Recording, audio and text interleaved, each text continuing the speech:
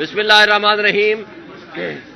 آج ایک تو سب سے بڑی خوشخبری ہے سائفر کیس میں ضمانت ہو جانا عمران خان صاحب کی۔ ہم پہلے دن سے کہہ رہے تھے کہ یہ کیس بنتا ہی نہیں ہے۔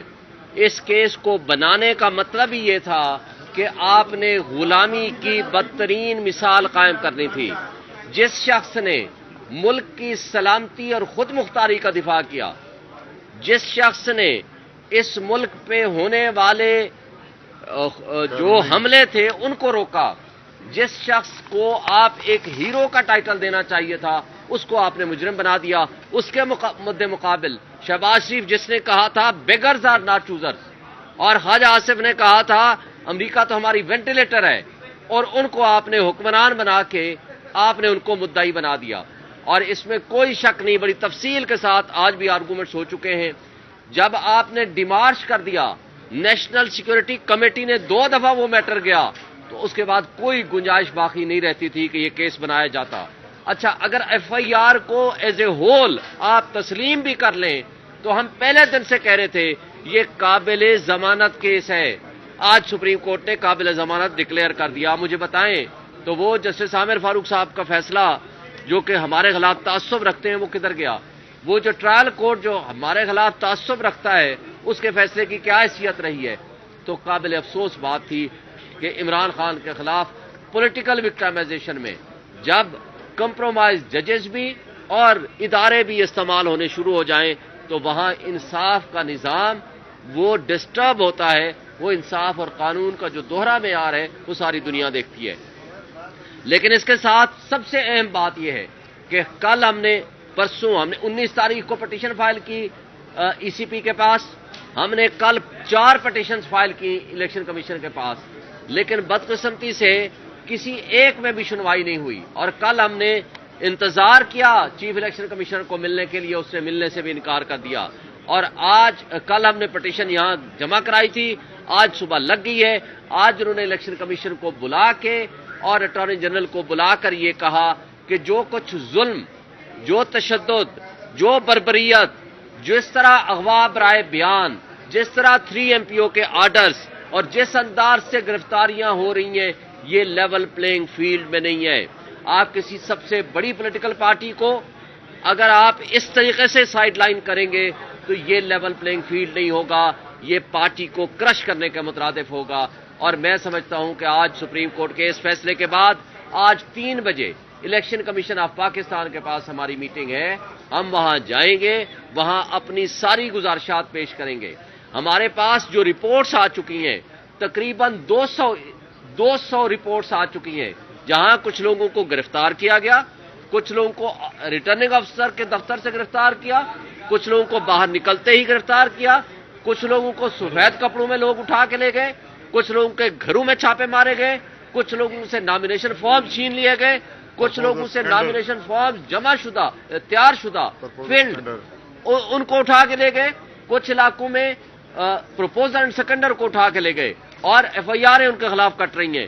تو یہ جو کچھ ہو رہا ہے میڈیا، سوشل میڈیا پہ بھرا پڑا ہے، سب نے دیکھا ہے، اور ذمہ داری کس کی ہے؟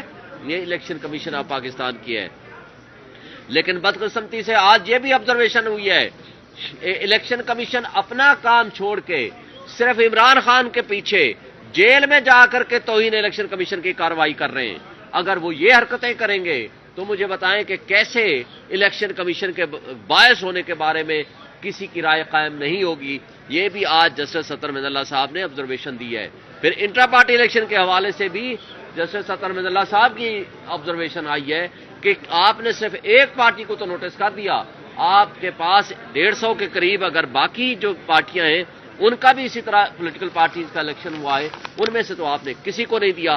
تو لہٰذا یہ جو دوہرا معیار ہے یہ غلط ہے، غیر قانونی ہے۔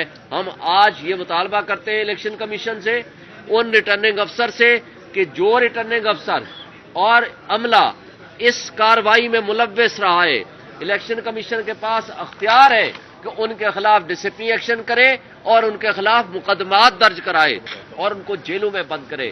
اگر وہ نہیں کریں گے تو الیکشن کمیشن اپنی ذمہ داریاں ادا نہیں کر رہا۔ Thank you. بہت ایک امپورٹنٹ اناؤنسمنٹ ہے بھیا ایک امپورٹنٹ اناؤنسمنٹ ہے جی. پاکستان تحریک انصاف کے تمام امیدواران سے یہ گزارش کی جاتی ہے کہ تحریک انصاف کی سوشل میڈیا ٹیم نے اپنے ہر پیج کے اوپر ایک نمبر شیئر کیا ہوا ہے. جس کو جہاں جہاں پر پورے ملک کے اندر شکایت ہے، کائنڈلی آپ تمام سے گزارش ہے میڈیا کے توسط سے کہ اپنی شکایت اس واٹس ایپ نمبر پر بھیجیں تاکہ آپ کی شکایت کو ہم الیکشن کمیشن آف پاکستان کے سامنے رکھ سکیں. اس میں دو چیزیں آپ نے دینی ہیں.